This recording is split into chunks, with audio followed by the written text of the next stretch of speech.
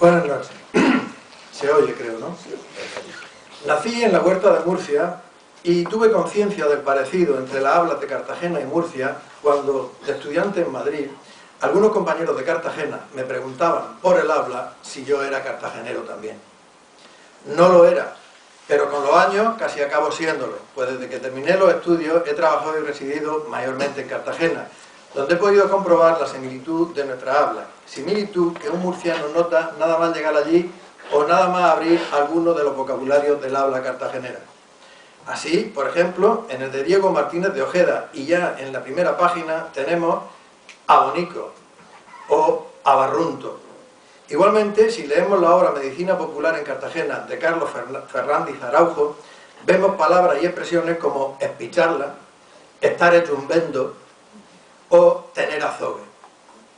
Sobre este parecido nos habla en una de sus conferencias Isidoro Valverde, cronista oficial de Cartagena, cuando contaba que su condiscípulo, el murciano Antonio Crespo, le advertía de que muchas de las palabras que él creía típicamente cartageneras eran claros murcianismos. Y efectivamente, leyendo el vocabulario recogido por Isidoro Valverde, se comprueba que gran porcentaje del vocabulario y expresiones recogidas en Cartagena y su comarca son comunes a Murcia y su huerta, cuando no a la región entera. He aquí unos cuantos ejemplos que podemos ver en su libro Cartagena entrañable, Cartagena abonico o en sus conocidas conferencias. Margual, untar por manchar, tener la sangre encangrenar, resbaloso, expulsador, helor, morciguillo, arcacil, arregostado, melsa, cordonera, estar nulo, boria, pesambre, hacer algo a tajo parejo, tener ardiles, hablar abonico, pico esquina, ser más malo que el baladre, etcétera, etcétera. Pero Isidoro Valverde dejaba claro que aunque era amante de las palabras, no era filólogo y que por tanto no podía hacer un estudio científico del tema. Estudio que sí se ha hecho por sendos filólogos cartageneros, Ginés García Martínez y Emilia García Cotorruelo. Yo tampoco soy filólogo, por lo que mi breve y modesto trabajo no pretende ser científico, sino una comparación entre el habla de Murcia y su huerta y la de Cartagena y su comarca, basándome, eso sí, en los trabajos de dos científicos. Por una parte, el habla de Cartagena, de Ginés García Martínez, editado en 1960, y por otra, la obra de Pedro Lemus y Rubio, Aportaciones para la formación del vocabulario panocho, editado en 1933. Hay que decir que la obra de Lemus y Rubio no es un estudio del habla de la huerta comparable al de García Martínez para Cartagena, sino que, como su título indica, es un vocabulario. Y es que inexplicablemente no hay, al menos publicados, estudios científicos sobre el habla de la huerta de Murcia. Solo hay, que yo sepa, vocabulario, y entre ellos he elegido uno cuyo autor fuese, eso sí, un científico, Pedro Lemus y Rubio, que ocupó la cátedra de Lengua y Literatura Castellana en el Instituto General y Técnico de Murcia y que publicó, además de la citada, unas 20 obras sobre gramática española. Hay que aclarar que hay más vocabulario, como el de García Soriano, el de Alberto Sevilla y algunos otros, pero su ámbito es la totalidad de la región y no solo la huerta, como era mi objetivo. Hay que hacer notar también que los vocabularios del habla de la huerta, al igual que el seleccionado de Lemus y Rubio, se suelen referir ya en el título al panocho como denominación para tal habla. En este sentido es muy importante subrayar que Ginés García Martínez se refiere en varias ocasiones en su obra al habla de la huerta con ese nombre de panocho, al igual que ocurre con Emilia García Cotorruelo, García Soriano y tantos otros. Desconozco hasta qué punto prevalecen en la actualidad estas hablas en comparación a cómo se encontraban en la época en que se hicieron los estudios citados, en la primera mitad del siglo XX, aunque hay que suponer que habrán ido evolucionando o perdiéndose en las dos comarcas de modo parecido, pero que la similitud perdurará como es natural. Antes de comenzar en la comparación entre las dos hablas citadas, hay que decir que la obra de Ginés García Martínez, el habla de Cartagena, palabras y cosas, está dividida en dos partes. La primera es un estudio del lenguaje propiamente dicho y la segunda, titulada Palabras y cosas, que el autor no considera esencialmente dialectológica, sino lingüístico-etnográfica, y en la que se hace un recorrido por aspectos como la casa, el molino de viento, las faenas, los oficios, las herramientas y las costumbres. Pues bien, para llevar a cabo la comparación, he seguido sobre todo la primera parte, que como digo es el estudio del lenguaje propiamente dicho, seleccionando las palabras que incluye García Martínez como ejemplo y que están también en el vocabulario de Lemus y Rubio. De modo que todas las palabras que como ejemplo voy a decir están tanto en la obra de García Martínez como en la de Lemus y Rubio, lo que demuestra el gran parecido de las dos hablas. Es curioso y sorprendente comprobar que unas palabras que mucha gente consideraría típicas de Murcia y su huerta, el panocho, también lo son o han sido utilizadas en Cartagena y su comarca, aunque no se haya tenido plena conciencia de ello.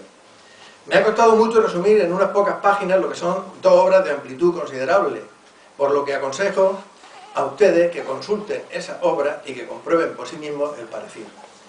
Comenzaré pues por la primera parte, estudio del habla, en la que, como digo, se realiza este estudio propiamente dicho. El primer capítulo, y el más importante, es el de la fonética, pues no en vano decía ya Frutos Baeza en su célebre romance, aquello que vale para todas nuestras hablas, el quid del habla panocha está en la pronunciación, y para hablarla es preciso aprender de viva voz.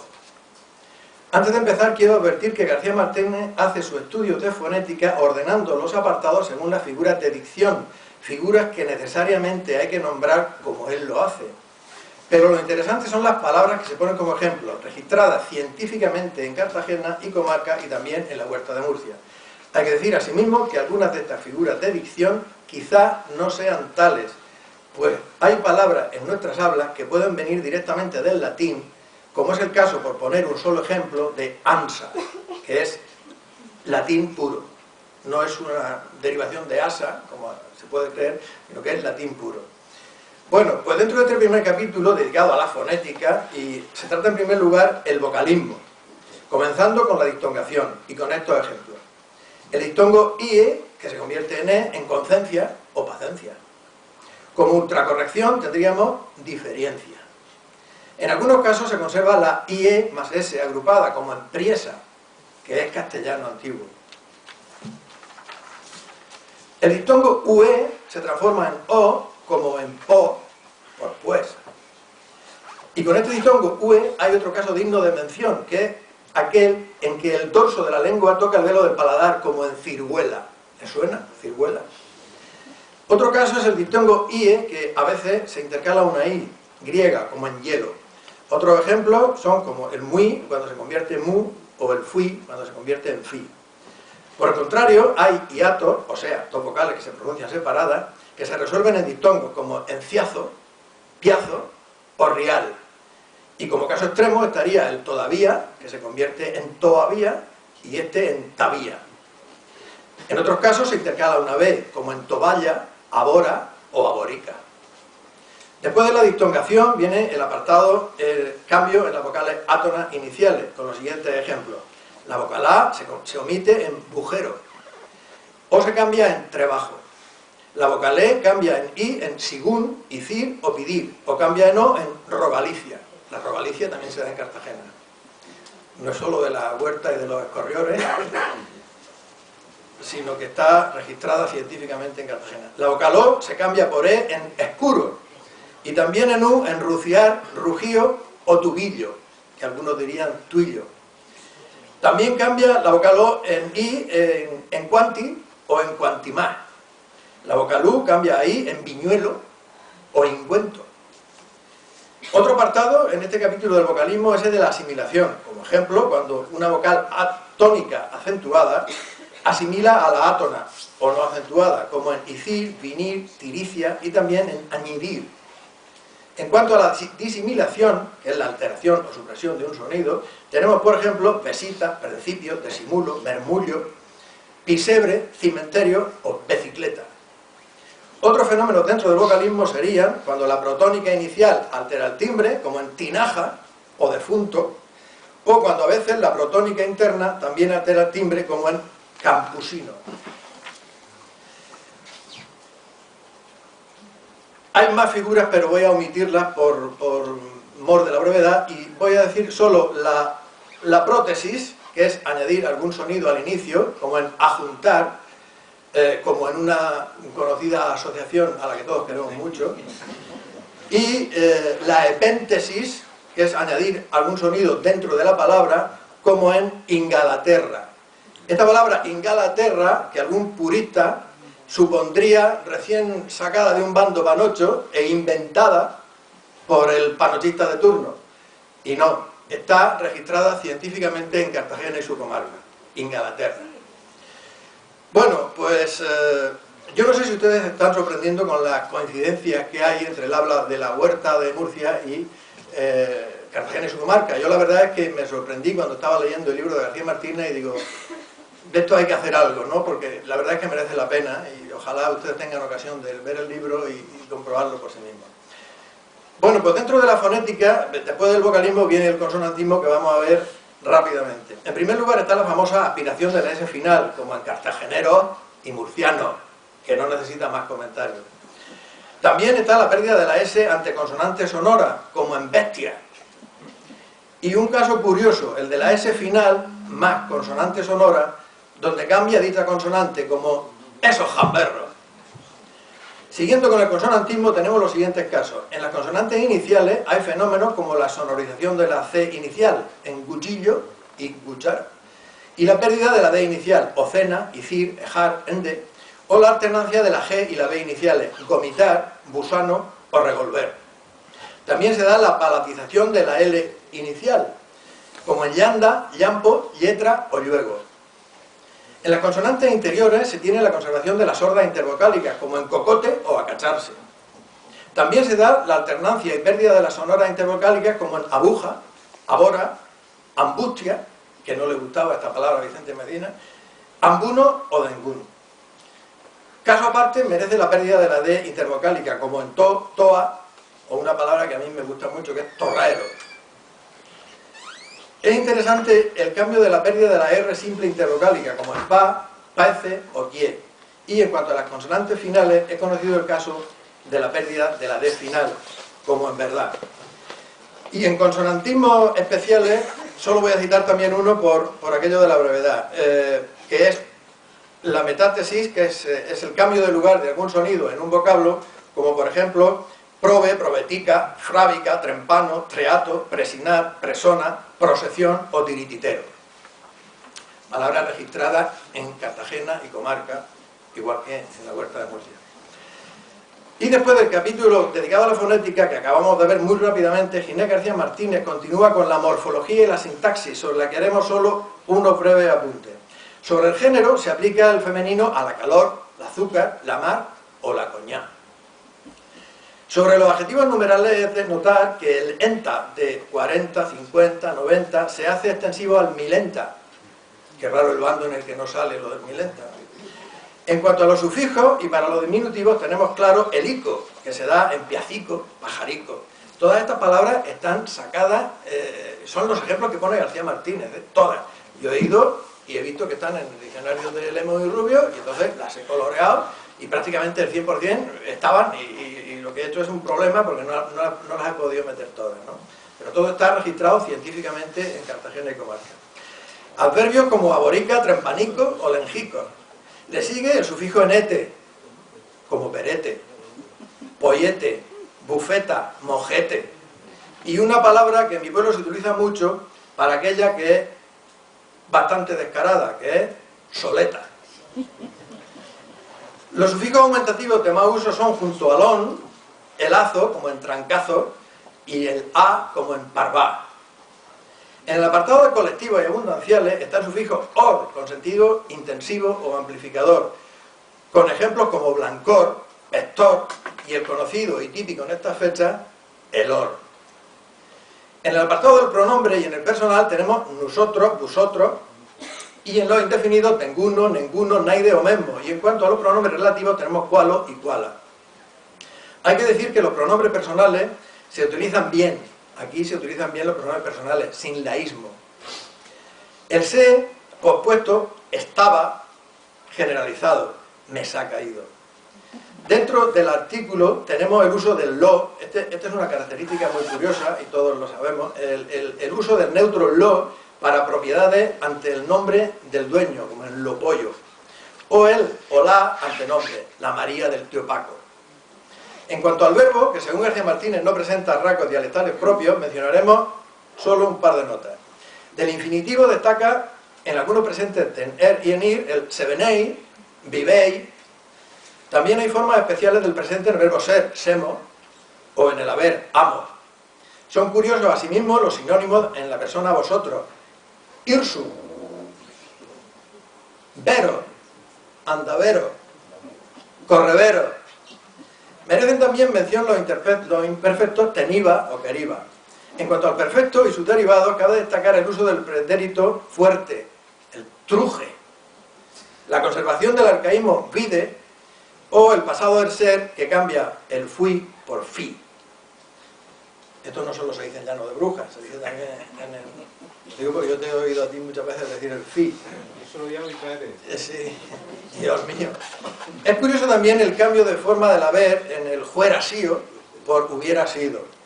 En cuanto al participio, hay un caso muy particular, que a todos nos suena muchísimo, que es el nulo por nublado.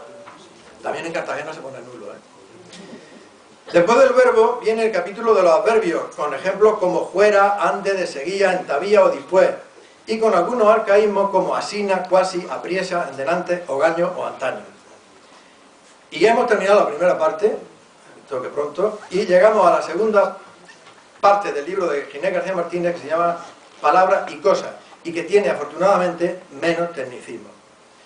En el capítulo de la faena está la matanza del chino, que está a cargo del matachín, con palabras como mondongo, los blancos, los morcones, las morcillicas, la cutifarra, longaniza y la fritada de sangre con cebolla y especias.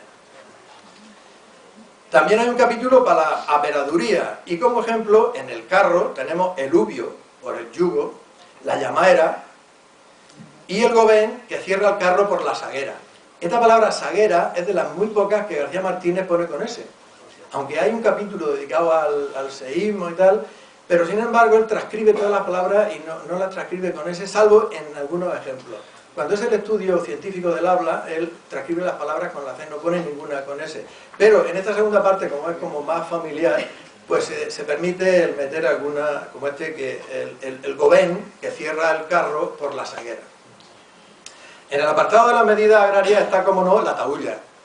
En el capítulo de las comidas, y en concreto las de la zona agrícola, García Martínez nos habla de las migas, hechas con pan duro arremojado y pasado por la sartén con el pringue de la matanza, con su dientecico de ajo, acompañadas de un puñadico breva o higos verdales, según la época, o unas tajas de melón d'agua o melón daño, o un puñado de higos pajareros, o de brevas macoquicas. Esto es el campo de Cartagena, la comarca de Cartagena. Cuando se estudia la comarca de Cartagena no distingue campo o tal, sino la comarca de Cartagena. Y por supuesto también aquí, ¿no? En días especiales se hacen cachamigas ruleras con harina de trigo o maíz fino, con tropiezos de tocino o costillejas de cerdo conservadas en sal. También nos habla de la comida del mediodía, que puede ser caliente o guiso, en invierno y en verano, pues hay que apañarse con una ensalada de tomate, con una miaja de tocino del país, con un té de aceite, pimiento molido y ajico restregado, u otro con panaje. En cuanto a la comida de la noche, suele consistir en una semola caliente o en un encebollado, que es un hervido de patatas cortadas en cantones, cebollas enteras y trozos de bacalao sin quitarle el pellejo, con chorras de aceite crudo y vinagre. La cena puede consistir bien en una fritada de patatas en ajo cabañil, mezclada en la sartén a medio freír, con ajo picado, en el mortero, con sal y con vinagre. Otra variante de la cena puede ser una fuente de bolicas fritas enteras sin quitarle las pinzas. Hace falta quitarle las pinzas.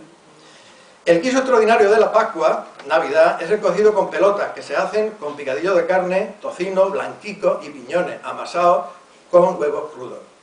Los complementos de una buena comida en el día de fiesta son el ajo hecho o ajo mojete, las olivicas partidas del país, nunca aceitunas, subraya García Martínez, y las cebollicas tiernas. Y de todo lo nacido.